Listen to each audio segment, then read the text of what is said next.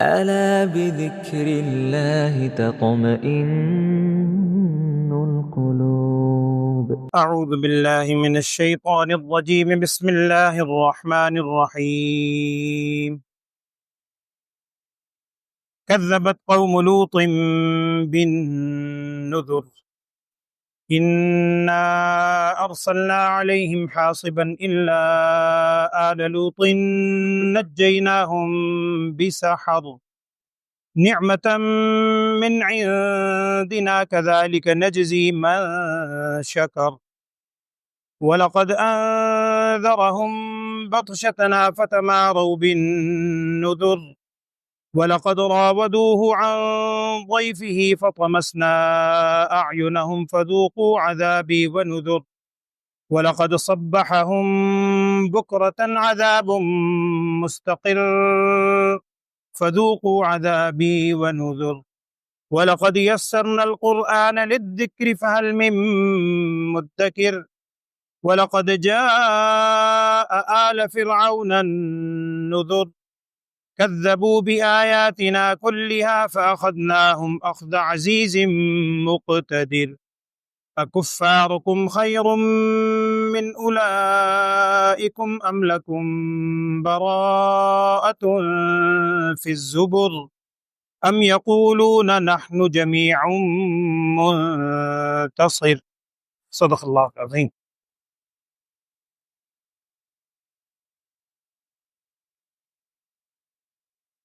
بسم اللہ الرحمن الرحیم.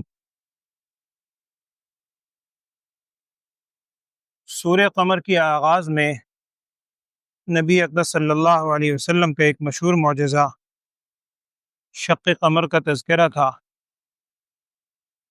اس کے بعد ابتدائی آیات میں کفار مکہ کو مخاطب کر کے بھی کہا گیا، اور یہ معجزہ چونکہ انہوں نے خود مطالبہ کیا تھا، اور اس معجزے کے پورا ہونے کے باوجود جب وہ ایمان نہیں لائے تھے تو نبی صلی اللہ علیہ وسلم کی ذات مقدسہ کو اس کا بڑا اثر تھا، فطری طور پر بڑا اثر ہوتا تھا.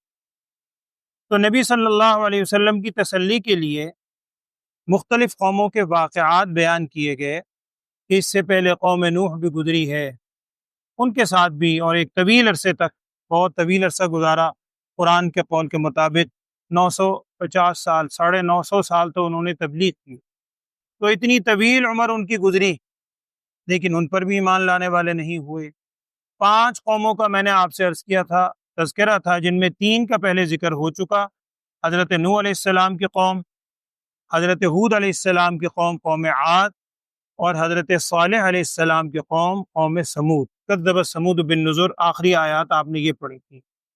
آج جو آپ نے آیات سنی ہے اس میں مزید 2 قوموں کا تذکرہ ہے. ایک حضرت لوط علیہ السلام کی قوم، کذبت قوم لوط، اور دوسرے الفاظ ہیں وَلَقَدْ جَاءَ آلَ فرعون، فرعون کی آل، یعنی حضرت موسیٰ علیہ السلام کے زمانے میں جو قوم تھی فرعون کی قوم، اس کا تذکرہ ہے. پہلے تاریخی اعتبار سے یہ آپ کے سامنے بات آ چکی ہے کہ یہ 5 قومیں بڑی بنیادی اہمیت کی حامل تھیں. چونکہ سیرت کی کتابوں میں، تفسیر کی کتابوں میں وضاحت کی گئی ہے، حضرت موسیٰ علیہ السلام کے بعد قوموں کے اوپر اس طرح اجتماعی طور پر عذاب کی نوعیت نہیں ہوئی. موسیٰ علیہ السلام کے بعد کی جو قومیں آئی ہیں ان میں اللہ جل شانہ کی طرف سے پھر جہاد کا حکم آیا، اور موسیٰ علیہ السلام سے بھی کہا گیا تھا قوم عمالقہ کی طرف جب وہ گئے تھے وادی تیہ کے اندر، یہی کہا تھا کہ آگے بڑھو، وہ پیچھے ہٹ گئے. وہ سارے واقعات ہیں. تو حضرت نوح علیہ السلام، ابراہیم علیہ السلام سے بھی پہلے کا دور، حضرت ہود علیہ السلام قوم عاد، وہ بھی پہلے کا دور، قوم سمود حضرت صالح علیہ السلام، وہ بھی پہلے کا دور. یہ 3 جن انبیاء کا ذکر آیا یہ سارے کے سارے ابتدا کے انبیاء ہیں، حضرت ابراہیم علیہ السلام سے پہلے. بنی اسرائیل تو اس کے بعد آئے. پھر حضرت ابراہیم علیہ السلام کے بھتیجے حضرت لوط علیہ السلام، آج ان کا تذکرہ ہے. حضرت ابراہیم علیہ السلام کے چچا حاران، بعضوں نے مختلف نام لکھے ہیں، قرآن نے کوئی وضاحت نہیں کی، لیکن بعض روایات میں ہے کہ حضرت ابراہیم علیہ السلام کے بھتیجے تھے. شروع میں ایک ہی علاقے میں آئے تھے، پھر ابراہیم علیہ السلام کو اللہ جل شانہ نے بھیجا شام کے علاقے میں اور دوسرے علاقوں میں، اور سدوم کا جو علاقہ تھا وہاں حضرت لوط علیہ السلام کو بھیجا. اور یہاں چونکہ واقعے کی تفصیل نہیں ہے، پیچھے آپ تفصیلاً کئی صورتوں میں یہ واقعہ سن چکے ہیں، یہاں صرف یہی ہے کہ کذبت قوم لوط، ادھر الفاظ ہیں کذبت قوم لوط بالنذر، قوم لوط نے جھٹلایا ڈرانے والوں کو۔ یہ میں نے گزشتہ دنوں آپ سے بات عرض کی تھی کہ بن نذر جمع ہے ڈرانے والوں کو۔ اب جھٹلایا تو ایک نبی کو ہے، حضرت لوط علیہ السلام کو، جیسے قوم سمود میں بھی آیا تھا، وہاں بھی یہ بات عرض کی تھی کہ ایک نبی کو جھٹلانا تمام انبیاء کو جھٹلانے کے مترادف ہے، کیونکہ انبیاء علیہ الصلوۃ والسلام، تمام انبیاء کی تعلیم بنیادی ایک ہی ہے، دین تمام انبیاء کا ایک ہی ہے، شریعتوں میں تھوڑا سا اختلاف ہے۔ وہ میں نے اس دن ایک حدیث بھی آپ سے عرض کی تھی کہ نبی صلی اللہ علیہ وسلم نے ارشاد فرمایا کہ ہم انبیاء علیہ الصلوۃ والسلام کی مثال ایسے ہے کہ جن کا باپ ایک ہے، جیسے اللاتی بھائی ہوتے ہیں، باپ ایک ہے، باپ شریک بھائی جیسے ہوتے ہیں، سمجھانے کے لیے کہا تھا کہ ہماری دین ایک ہے، شریعت میں تھوڑے تھوڑے اختلافات ہو سکتے ہیں، کسی شریعت میں کسی چیز کی اجازت ہے یا کسی کی ہے، جو نوعیت ہے، تو ایک نبی کو جھٹلانا تمام نبیوں کو جھٹلانے کے مترادف ہے۔ یہاں بھی وہی الفاظ ہے کہ لوط علیہ السلام کی قوم نے جھٹایا بن نذر ڈرانے والوں کو، یعنی لوط علیہ السلام کو بھی اور دیگر بھی۔ وہ واقعے کا یہاں بھی بیان نہیں ہے، میں بھی عرض نہیں کر رہا، جو یہاں پر الفاظ آئے ہیں قرآن میں وہ کیا ہیں؟ انا ارسلنا علیہم حاصبا، یہ عذاب کا ذکر ہے، ہم نے ان پر بھیجی حاصبا۔ حاصبا کہتے ہیں وہ تیز ہوا، اللہ بچائے، جس کے اندر سنگریزیں ہوں، پتھروں کی بارش ہو اس ہوا میں، وہ ہوا ان کے اوپر اللہ کی طرف سے آئی تھی۔ دو تین عذاب کا ذکر ہے قرآن کے مختلف مقام پہ، وہ بستی کے الٹنے کا تذکرہ بھی آتا ہے کہ حضرت جبریل علیہ السلام نے بستی الٹ دی تھی، چیخ کا تذکرہ بھی ہے، اور پھر اوپر سے پتھروں کی بارش ہوئی تھی۔ اور بعض روایات میں ہے کہ لوط علیہ السلام کی اس قوم پہ جب یہ عذاب کی کیفیت ہوئی تو قوم کے کچھ لوگ باہر گئے ہوئے تھے، اپنے علاقے سے باہر تھے، ان میں ایک شخص ایسا تھا کہ جو حرم کی طرف تھا، مکے میں تجارت کی غرض سے مکے گیا ہوا تھا، حدود حرم میں، حدود حرم کا تعین تو ابتدا سے حدود حرم میں موجود تھا۔ اللہ جل شانہ کی شان ہے کہ اس پر وہاں اس وقت عذاب نہیں آیا، جب وہ حدود حرم سے باہر نکلا تو اس پر بھی پتھر اللہ کی طرف سے گرا، وہ بھی ہلاک ہو۔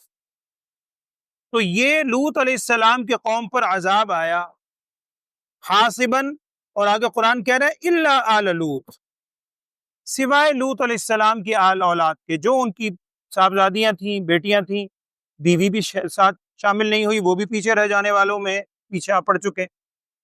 تو اب چند افراد تھے گھرانے کے، کچھ ایمان لانے والے یا کچھ ان کی صاحبزادیاں، وہ اللہ تعالیٰ کی طرف سے عذاب کی کیفیت ہوئی، لیکن اللہ نے انہیں محفوظ رکھا۔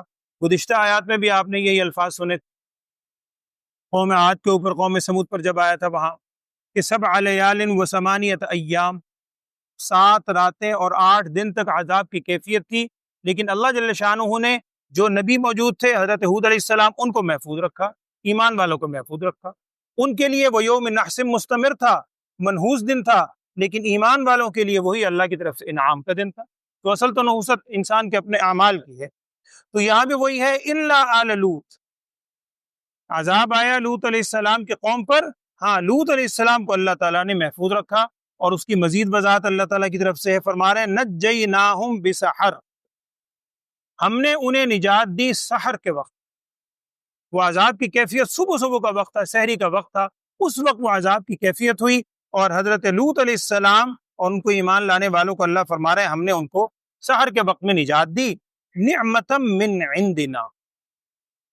ہر موقع پر، یہ تو چلے قرآن کی آیت میں واقعے کے طور پر ہے، ہم بھی اگر ہر موقع پر اس چیز کو سامنے رکھیں، اللہ ہمیں توفیق دے کہ جب بھی اللہ تعالیٰ کی طرف سے کوئی انعام کسی پر آئے، اللہ کی جانب سے ہے، اس میں کبھی بھی بندے کے دل میں اپنی بڑائی نہ ہو۔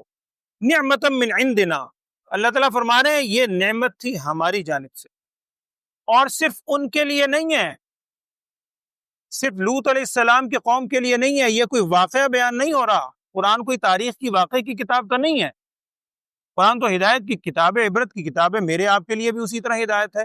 تو آگے کیا الفاظ ہیں؟ کذالک نجزی من شکر، ایسے ہی ہم بدلہ دیں گے جو بھی شکر ادا کر، جیسے انہوں نے شکر ادا کیا اللہ کا، اللہ کا شکر ادا کیا ہر حال میں اللہ کی نعمتوں پہ، اللہ جل شانہ نے ان کے اوپر یہ انعام کی صورت آئی۔ ہم بھی اگر اسی طرح شکر ادا کریں گے ہر حال میں تو ہمیں بھی انعام آئے انشاءاللہ۔ اور 5ویں پارے کی غالباً سب سے آخری آیت، پیچھے آپ پڑھ چکے ہیں بالکل شروع میں 5ویں پارے میں، غالباً قرآن میں اس نوعیت کے الفاظ شاید ہی کہیں اور ہو، میرے خیال میں اس نوعیت کے الفاظ اور کہیں نہیں ہیں۔ وہاں اللہ جل شانہ فرما رہا ہے ما یفعل اللہ بعذابکم، اللہ تعالیٰ تمہیں عذاب دے کے کیا کرے، ما یفعل اللہ بعذابکم ان شکرتم وآمنتم، اگر تم شکر گزار ہو اور قابل صاحب ایمان ہو، یعنی ایمان کے ساتھ اگر شکر گزاری کی کیفیت تمہارے اندر ہے تو ما یفعل اللہ بعذابکم، اللہ بھلا تمہیں عذاب دے کے کیا کرے۔ وکان اللہ شاکرا علیما، اللہ تعالیٰ شکر گزاروں کا بڑا جاننے والا قدردان ہے۔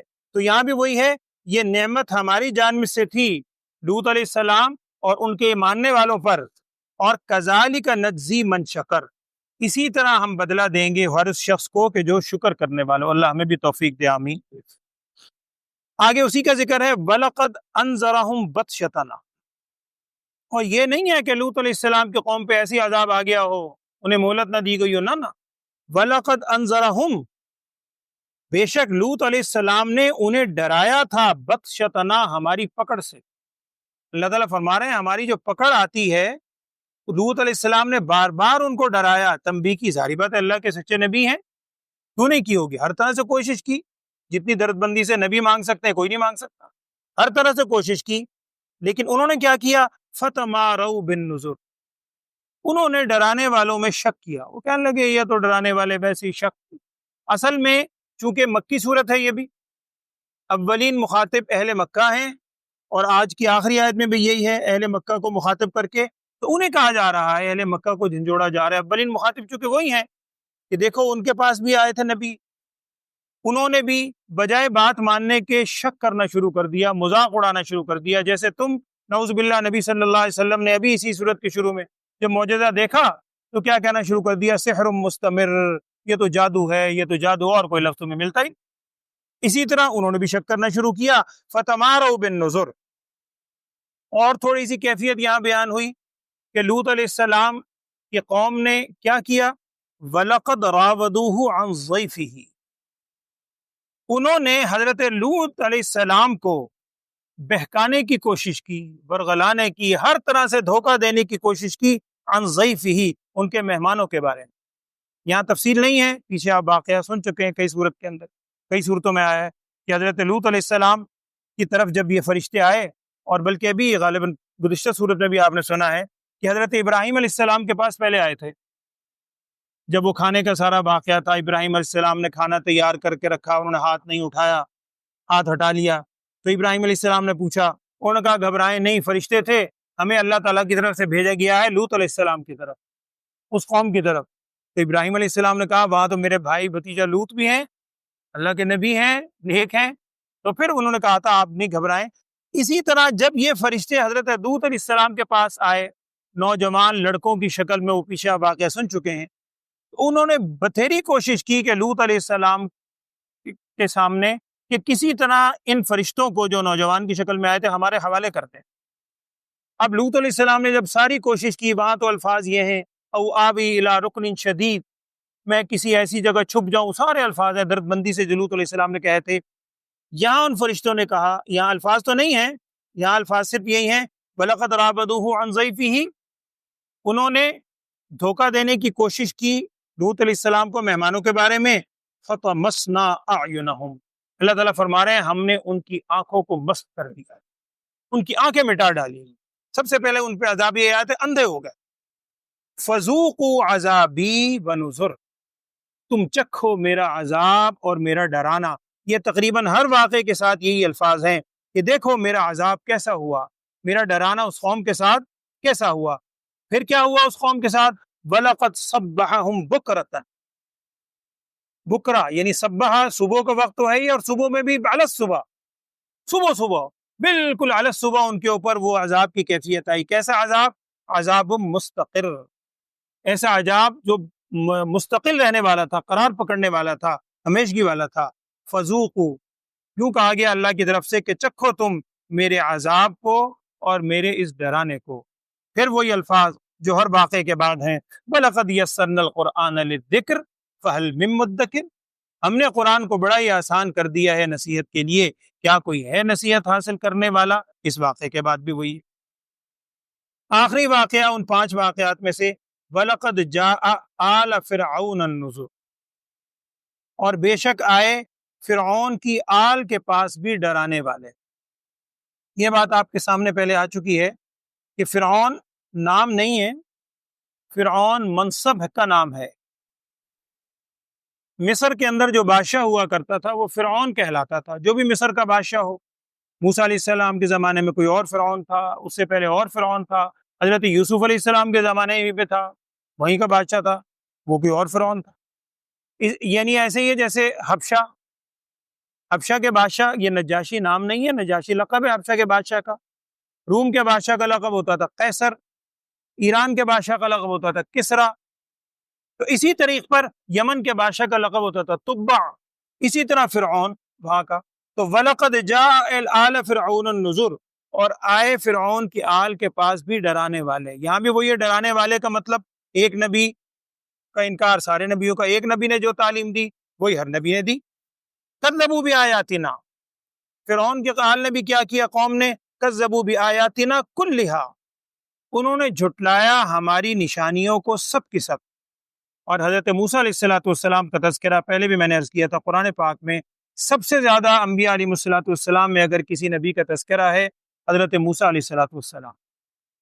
اور موسیٰ علیہ السلام کو جو اللہ نے نشانیاں دی تھی، 9 نشانیوں کا بھی ذکر ہے، وہ ساری کی ساری پیچھے آپ سن چکے ہیں۔ اسی کا ذکر ہے کہ انہوں نے جھٹلایا ہماری نشانیوں کو، سب کی سب نشانی۔ پھر اللہ کی پکڑ کیسے ہوئی، فَأَخَذْنَاهُمْ أَخْذَ عَزِيزٍ مُقْتَدِرٍ، ہم نے انہیں پکڑا ایسی پکڑ جو ایسی ہستی کی جانب سے تھی جو بڑی عزیز، غالب بھی ہے، مقتدر، اور بہت بڑی قدرت والی، بڑی قدرت والی ذات ہے اللہ کی، بڑی غالب ذات ہے۔ اس اللہ کی پکڑ ان کے اوپر آئی اور ہم نے اس میں انہیں پھر پکڑ لیا اس قوم کو۔ اب یہ مخاطب ہیں کفار۔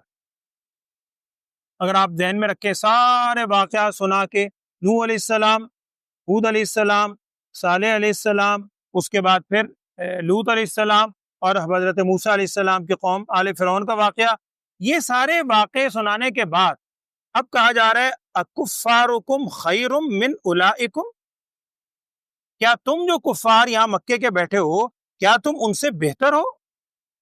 وہ من اشد منا قوہ، جن کا دعویٰ بھی یہ تھا کہ ہم سے بڑا قوت والا کون ہو سکتا، اور واقعتاً نہیں تھا۔ جب وہ اللہ جل شانہ کے عذاب کے آگے نہیں ٹک سکے، جو قوت میں بھی تم سے زیادہ تھے، طاقت میں بھی تم سے زیادہ تھے، تمدن بھی ان کے اندر تم سے زیادہ تھا، یہاں عرب کے اندر تو تمدن تھا ہی نہیں، یہ تو قبائلی علاقے تھے، سارے قبائلی سسٹم تھا۔ اس وقت تمدن 2 ہی تھے، قیصر اور کسریٰ، وہی 2 سپر طاقتیں تھیں۔ تو وہ بڑے بڑے جب نہیں بچے تو اکفارکم خیر من اولئکم، کیا تم کفار ان سے بہتر ہو؟ ظاہری بات ہے بہتر تو نہیں ہے، تو جب وہ نہیں بچے تو تم کیسے بچو گے؟ دوسری آپشن یہ ہے کہ ام لکم براءۃ فی الزبر، زبر پیچھے بھی آپ سن چکے ہیں، کتاب کو کہتے ہیں، اسی کی جمع ہے، یا تمہارے لیے پچھلی کتابوں میں کوئی برات موجود ہے کہ تم بری ہو، تمہارے لیے پچھلی کتابوں کے اندر اللہ کی طرف سے کوئی علامت ہے، کوئی اس قسم کی خوشخبری ہے کہ جی تمہیں کچھ نہیں کہا جائے گا، یا ایسی کوئی بات ہے؟ نہ تو تم ان سے افضل ہو، نہ ہی تمہارے لیے کوئی برات ہے، استفہام انکاری کے طور پہ کہا جاتا ہے اس کو۔ تیسری صورت یہ ہے ام یقولون نحن جمیع منتصر، یا یہ بھی ہو سکتا ہے کہ وہ یوں کہا کرتے تھے نحن جمیع منتصر، ہماری قوت بڑی زیادہ ہے، افرادی قوت بڑی زیادہ ہے، اور واقعتاً مکی زندگی کے اندر افرادی قوت کفار کی بہت زیادہ تھی۔ وہ کہتے تھے ہم بہت زیادہ تعداد ہے، منتصر، ہم تو ایسی ایک دوسرے کی یعنی مدد کریں گے اور ان کو ہلاک کر دیں گے۔ اور حقیقت بھی یہی ہے، جب یہ آیات اتر رہی ہیں مکی دور کے اندر، جب کفار نے ہجرت، مسلمانوں نے جو ہجرت کی حبشہ کی طرف، وہاں بھی پیچھے پہنچ گئے، وہاں بھی چین نہیں لینے دیا، یہاں تک کہ نبی صلی اللہ علیہ وسلم کو اور تمام صحابہ کو مکہ چھوڑنے پہ مجبور کر دیا۔ اس وہ کوئی سوچ بھی نہیں سکتا تھا کہ کفار کبھی مغلوب ہوں گے۔ 2 سال گزرے تھے صرف ہجرت کے بعد، سن 2 ہجری کے اندر بدر کے اندر وہ ساری کیفیت آ گئی۔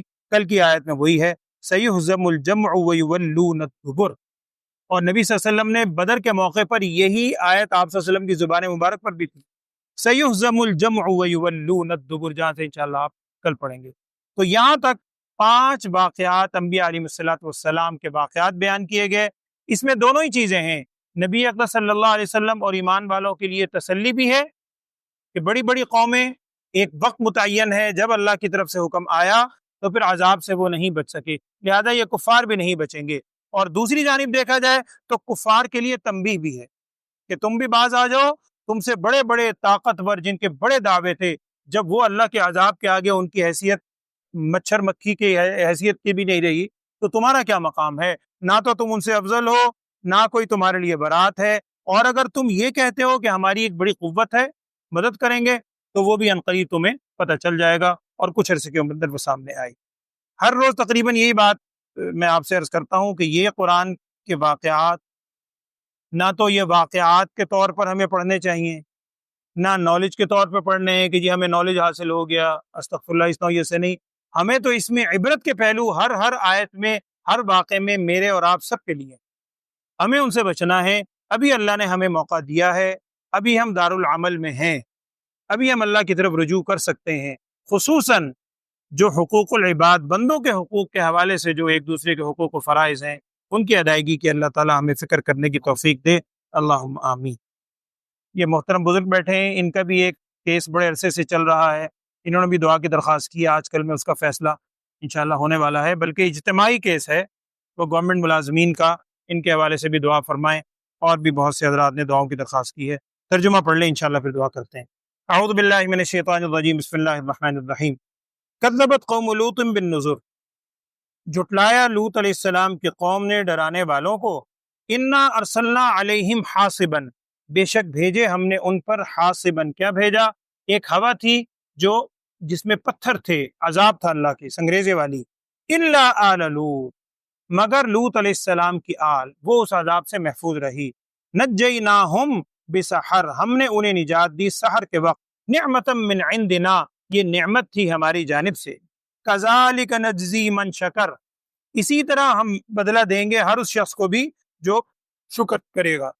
وَلَقَدْ أَنذَرَهُمْ بَطْشَتَنَا، اور حضرت لوط علیہ السلام نے ان کو ڈرایا، بطشتنا ہماری پکڑ سے، کہ اللہ کی پکڑ آ سکتی ہے۔